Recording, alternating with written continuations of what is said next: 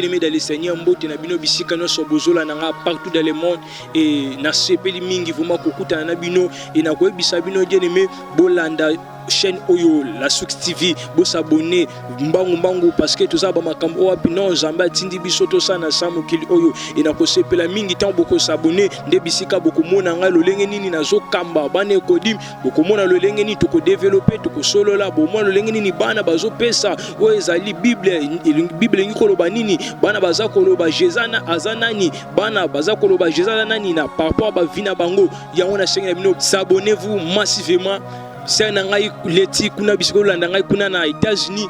la succès yango et lion na téléphone vraiment kota se connecter massivement et komona o apinon zambia zo sana bomo na yo bana la succès nyonso obozola na ngai bozana libanda mboka na mikili ya poto ope bozana biso awa ina iko ebisa bino ke non église primitive la Odyssée la succès et fungole libino chaîne munene na partir YouTube abonnez-vous massivement et bolanda ba prière bolanda tozana séminaire o tozo bunda to bandaki pendant le 6 septembre et tozo koba nango kino le 31 décembre bien aimé ozama kambu ezo teme abomo na yo yonde ko zola na ngai ozobo tate ozobala te makambo eza ko avancer te ozoluka lokolo ozoluka te complication bitumba famille telemi balia libota okenda poto sala 10 à 20 ozo mukanda te bien aimé landa biso à partir YouTube elongona maman pasteur maman la prophétesse pasteur Marie Matanda mwasi yanguya o wapinzamba tindi na changu o wapinzamba pesi pona yo ozo solution bien aimé ko boya te bien aimé ko sala décité landa ba prier longona ye ba service ya mai na mafuta prier pe foi na yo nde ko sala ke non zambe asalela yo yo balaka to ko bala yo bota to ko bota ozo ka mukanda to ozo mukanda atako ba boya ka yo atako mobala kenda yeba ke longona zamba la suki e ko zongela yo mwana la suki nso zolanda ngai kota sala connecter na biso ba numéro na biso ko leka na sekra wana ozolanda prédication landa ba prier ba service à distance yeba ke nzamba ko sala tika te nzamba pambola yo na komona Yesu Masia amen.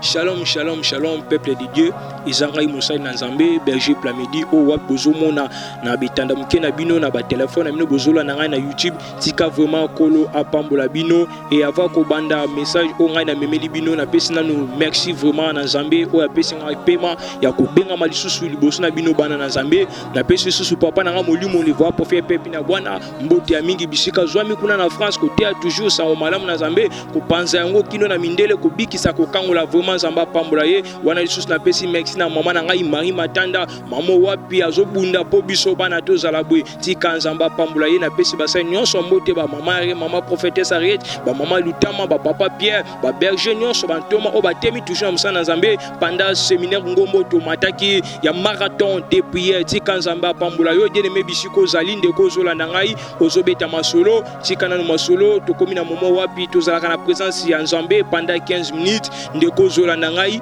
okoki kovanda esika moko kopesa lisusu makanisi na yo devant Nzambe wana kotia makanisi na yo esika moko tozosala mwa passage moko moke ndeko zola na ngai ezala concentré tozomukana na biso na Luc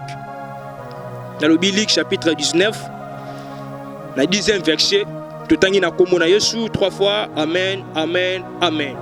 car le fils de l'homme est venu chercher et sauver ceux qui étaient perdus. Yaonde loba na Nzambe de me version na zwiango parce que bible zo bisa biso mwana na moto aye ko luka pe ko bikisa ba babunga ki de me ozana ko bunga ngi ko loba nini yonde ko zana nu na mokili ozo sambela lokolo mona kati église lokolo moko na makamo mokili de me tango yepa Nzambe il faut tika nyonso mabe tango benga mi mwana Nzambe il faut même comportement na yo changer et bisiko zo pa na même entourage na yo il faut yeba lolengi ni akovana na batu ba yeba ki comportement mabe na lingi ke no o changer comportement na ba que non okomi ya Nzambe ya solo dineme bolamu osalaka yeba ke un jour ko futa yo bible zotali sabiso mkanda acte des apôtres na histoire ya Tabitha Dorcas dineme azalaki mwana mwasi moko o abande ko sala ba œuvre malamu devant bato ya bande ko sunga ko pesa babola ba veuve bato bazangi dineme bilambo ezanini bilambo apombe ezanini yozo bwaka blo na fulu mezana bande ko bazola na même sala yozo vana baninga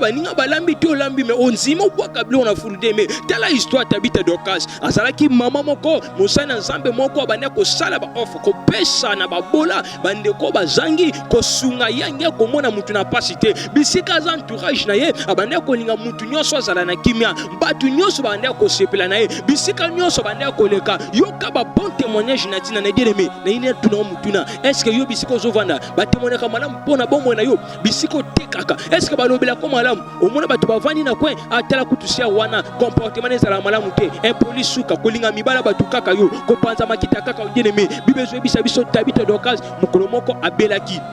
Après avoir kobela liwa esa nini liwa yo kokota dieme sataza muntu akosakana na ite sataza muntu akozane ba jeter des métabes bitema makasi na prière parce que bolamo salela ka batu mabebe nga basani balalisa mutuna na se lokola Tabitha Dorcas un moment donné abeli malade ko makasi liwa yo komema et tela bolamo Tabitha Dorcas we salela ki na vie dieme batu bakomi kolela ba mama bazolela ba na babiloko Tabitha Dorcas apesa ki bango ba ekotesa balobi o Nzambe tela mwana mwasi oyo atika kibiso te asunga kibiso tozanga ki akolata Tabitha Dorcas apesa kibiso tozanga ki akolia ayaki kopesa biso bisika Tabitha zalaki abande kolinga mtapasi te Nzambe pourquoi otiki liwa ekota esimba servante na yo mais atiki biso na pasi Nzambe mais bibezo biso batu babande kolela batu bazalaki na pasi kotela muntu asungaka pourquoi batu ya mokili batu ya malamu na mokili bazorumela te bien-aimé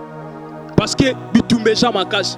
ofungula mo eloko no moko likablo osoluka mo mbongo na ozo débrouiller na pasi ekotisi eni na kata motema ekotisi jalousie même na kata libota balobi pourquoi ye toi nezo briller pourquoi ye vie neza ko avancer ba kote banda ko bonganga ba betio ba kosiki bota ba flèche butu okoti mabele pona nini parce que à cause étoile on Nzamba ta kata na Tabitha pe asala ki étoile tala bolamo banda ko sana tina batu na nkola liwana ye batu babandi kolela et parmi batu basena Nzambe ba ki ko benga mosali na Nzambe balobi yakambangu yakambangu likamweza koinda awa Tabitha Dorcas asunga kabiso azalaka na biso malamu asili kokufa yaka Nzambe yakasala à travers mosali na yo Tabitha Dorcas okubika dine mebezo biso mosali na Nzamba yaka intervention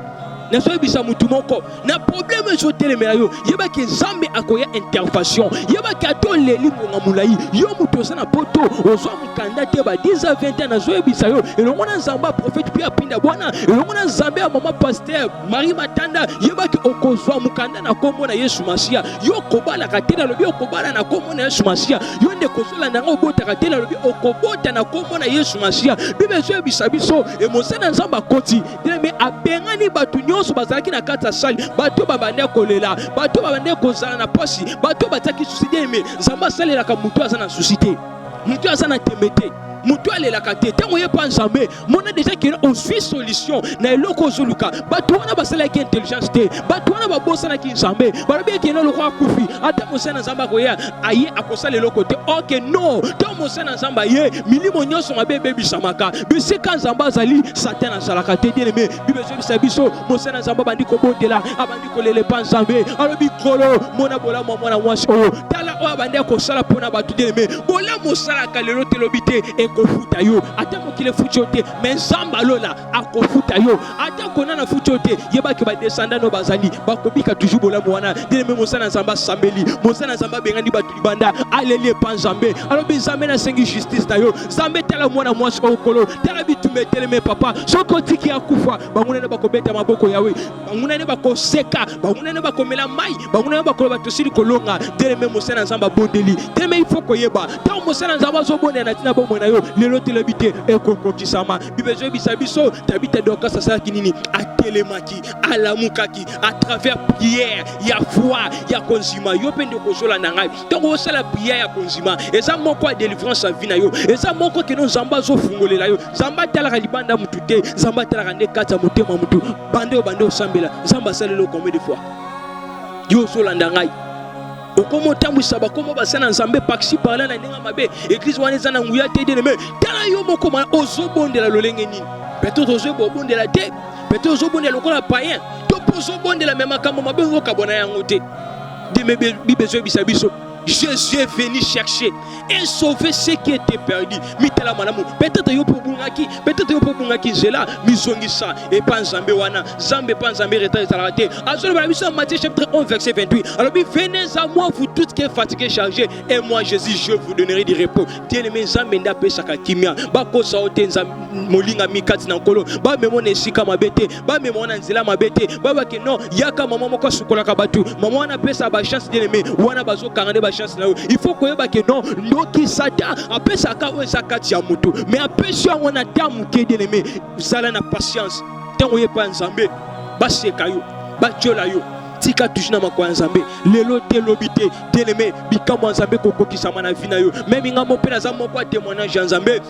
Mais on zamba sali pona ngai mais nazaki mutu mona zala boete mais à âge 3 ans mais il fallait na kufa na lolenge nga na komaki batu babengaki nga déjà bembe lelo ngai zamba telemisi ngai na musala na ye lelo nga pena so panza sango malamu lelo nga pena komi à 4 ya bane kodimi lelo nga pena komi prédicateur lelo nga pena komi modérateur lelo ngai pena benga mi berger na kati etonga bien-aimé tala bolamu Nzambe na vina yo Nzamba salaka Nzambe il faut pas que tout atembe Nzamba salaka bien-aimé yo mtelike esili na zo senga na zongi seli wana zongi safwa wana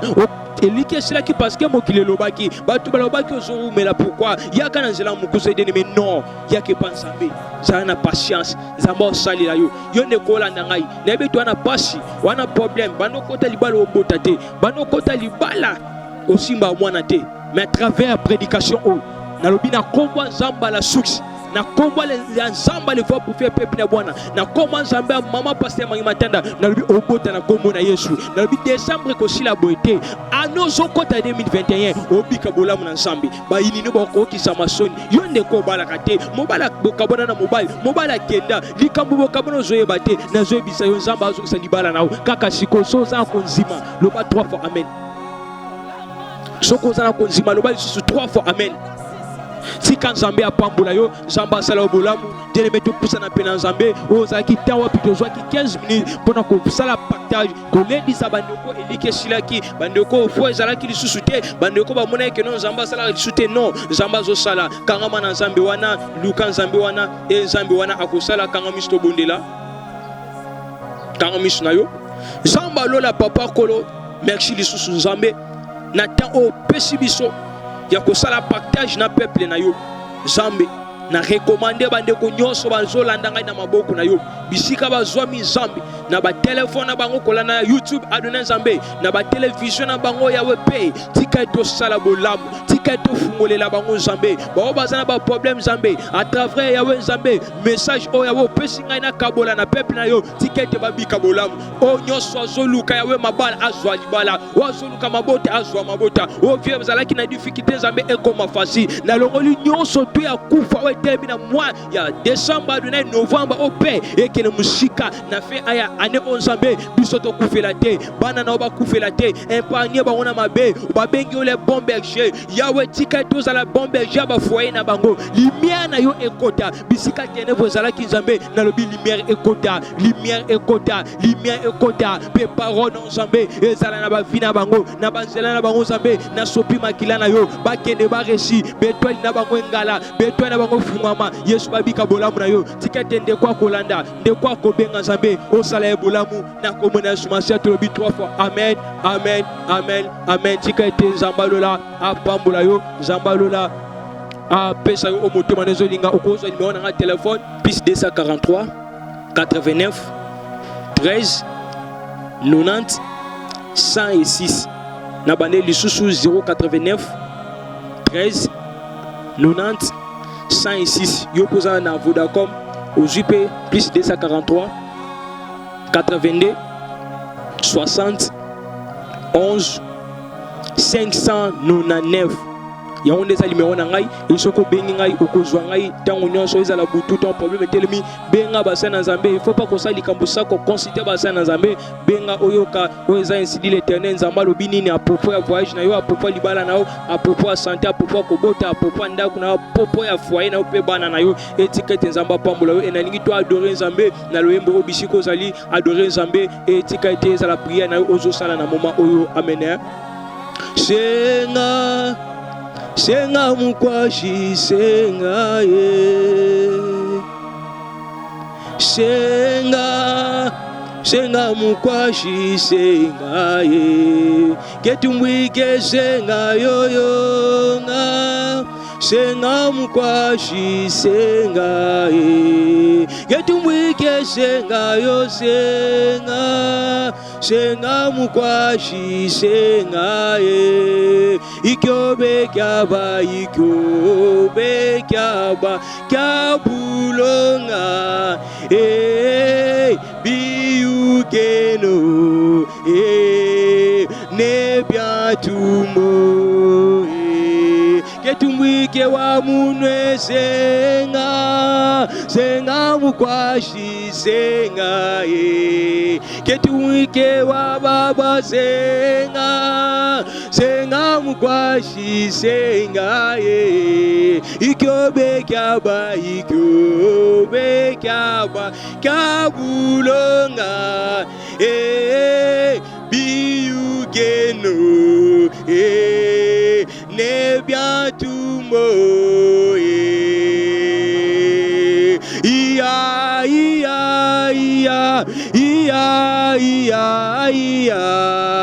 batata wa munwe alele batata wa munwe alele iya lelo iya baba wasenga wa munwe alele wasenga wa munwe alele yo oh tuka baba wasenga wa munwe alele wasenga wa munwe alele yo oh senga wa munwe senga wa mule alele yo oh senga wa munwe lele senga wa munwe lele. Merci beaucoup Nzamba pambola yo ndeko zui vraiment temps ya kolanda ngai ndeko tiki musala ndeko zui 15 minutes ya koyoka ozali prédication ya koyoka ainsi dit l'Éternel ya koyoka message vraiment Nzamba pambola bisiko zwami na pamboli pe susu berger na ngai Chris wazaki na sima caméra wa bongisi vraiment mungongo na ngai kitoko wa tie vraiment ngai beauté de vabino etika vraiment Nzambe apambola misala ne kene liboso na pamboli pe bandeko bazalaki peme pona ko soutenir ngai na kuna na son berger na biso juna vraiment Nzambe apambola ye e abakisa mingi o ezanga kitika ete Nzambe asala bino bolamu na komona Yesu Masia nde to mona nimbala sima ilongo na kolo Yesu Masia amen.